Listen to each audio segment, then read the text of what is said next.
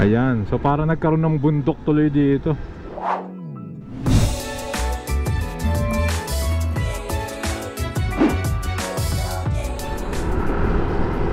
Okay, magandang araw mga kababayan. Dito tayo ngayon sa Sukat Road. At going po to ng airport, no? Sumasama, kukuhanan lang natin. Alam nyo naman na nasusubaybayan natin, no? Or sinusubaybayan natin tong kaganapan dito sa C5 Cavite South Link Expressway, na alternatibo nga po ito sa EDSA, no? So ang hirap lang po magbigay ng update dito kasi nga po bawal pong mag drone kasi nga po airport na eh. Restricted po tayo magpalipad ng drone. So syempre kung bago pa lang po kayo sa ating channel, ay nanya ako kayong mag-like, mag-comment and subscribe, hit yung notification bell para updated kayo pag may bago tayong video. So sama lang kayo, tignan natin ito. Malapit na tayo sa SM Sukat. Medyo mainit na nga, medyo magulo dahil nga maraming ginagawa. So tignan natin, check din natin yung part nung kumukonekta dun sa mismong Cavitex, dun sa bandang La Huerta.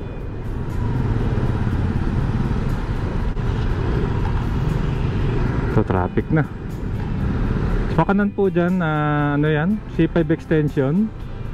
Pupunta na po yan ng West Service Road. So tingnan mo, magsakay itong mga jeep na to. Napaka-alanganin magsakay. Nakago oh. Ay nako.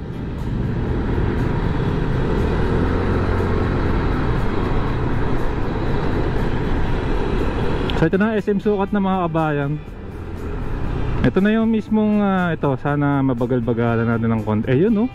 So ito na, tumawid na po siya rito sa airport or Sukat Road. Ayun no, tingnan nyo oh. So pakaliwa, papunta na po ng Cavitex. Ayan, so ganyan na yung itsura niya ngayon. So U-turn slot. So ito, nasa ilalim na tayo. May ilog dito eh. Ayun oh. So gagawin natin, iikot ako rito para mas maganda yata. Umiikot na lang ako ron sa C5 extension para mas makita nyo. U-turn na lang tayo rito. Gigilid tayo ron. Kasi ito nakikita nyong linya na iyan, LRT ano yan eh, LRT 1 extension. So U-turn slot.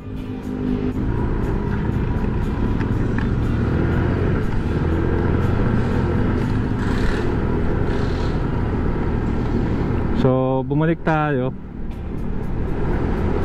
Ito na yung tinawid niya yung ilog. Ayan, kasi papunta rin naman tayo ng Maynila eh. SM City Sukat. Ano, tumawid na rito oh.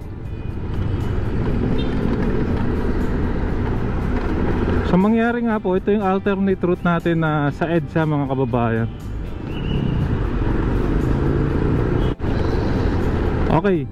So gagawin natin, SM City Sukat, dadaan ako rito sa C5 extension para makita natin yung ganap doon sa mismo naglilink sa kanya sa Cavitex. Ang banggit-banggit sa akin yung dating lupang kinatitirikan nung pinaggawaan ay terminal daw ng bus dati yun. So dito marami ring kaganapan dito, sabay halos sabay po ginawa no. Nauna lang ng konti itong LRT1 Cavite Extension Project. Grabe ho, kaya saludo ako sa mga kababayan natin, mga kakabgulong natin, mga two wheels no. Oh, grabe, ang init na ngayon mga kababayan, naubos na yung lamig nung Enero tsaka last first week ng Pebrero mga kababayan. So ayan no, ito po yung unang dito mga 4 years ago. Dito una naglatag ng girder para dyan sa LRT1 no. Grabe yung progression na itong project na ito. Oh, good job talaga. So C5 extension po ito. At makakover din pala natin yung ginagawang flyover. So ito, sama na natin sa update natin LRT1.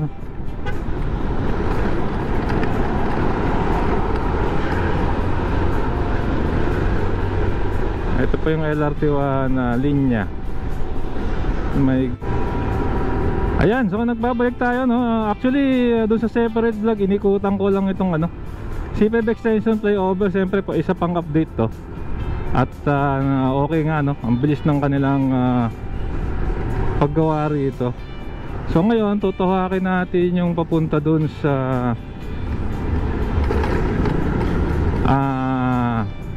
parte po ng Cavitex kung saan nila ginagawa, no? Itong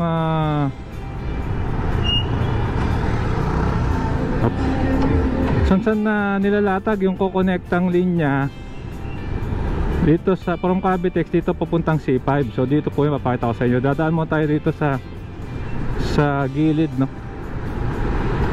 Sa service road ng Cavitex kung saan tayo sumushortcut pa Maynila, going Buluwagan. Ayan, so tingnan nyo, grabe ang init mga kasama. Kaya bilib talaga ako sa mga nagmumotor, mga kabayan. Taas.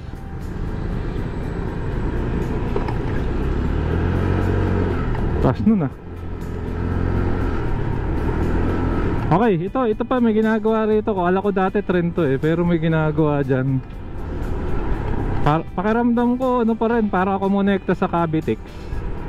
Tapos nandyan din yung LRT1 Depot. So Manila Bay na mga kabayan, sa Pote River ang inyong nasa kanan. Cavitex po yan. At tayo ikakanan para makita natin yung ganap dyan sa connecting line ng Cavitex C5 Southlink Expressway dito, no? Na dati nga po nakakadiretso kaming mga motor dyan. Sa ngayon bawal. Ayan, no? Cavitex po, pwede kayong mag-join dyan. At ito critical din to, marami nagsasalubungan dito. Ayan, bawal tayo ron syempre. Dito tayo.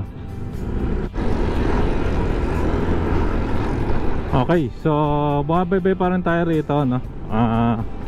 Ito sa shortcut natin. So dati nga nakakadiretso kami dyan, pero ngayon mukhang hindi tayo makakadiretso.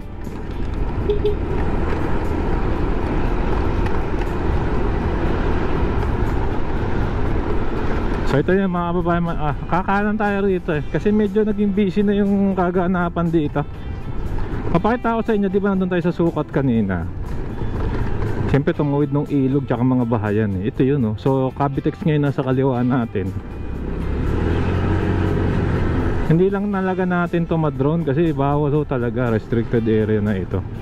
So point of view lang ng mga dumadaan-daan yung ating nabibigay na update sa inyo. Pero so far yan nga, no? Kung kayo galing Cavite, isipin nyo hindi na kayo mag-e-EDSA. Ayan, no? So yun yung ano, ayun yung tunnel pa-join. So ito yung linya mga bayan, yung tumawid dun sa sukat, oh. Ayan, so para nagkaroon ng bundok tuloy dito. Kasi inangat nila yung lupa Ayun, okay na no? Uy, may gilid na mga kabayan. Dati wala pa to, magiging ganyan din yan. Ito parang malaking pader. Ayan, ito ayan, tumawid So dati daw terminal ng bus yan. So ito na itsura niya. Diretso niya yung papunta ng sukat.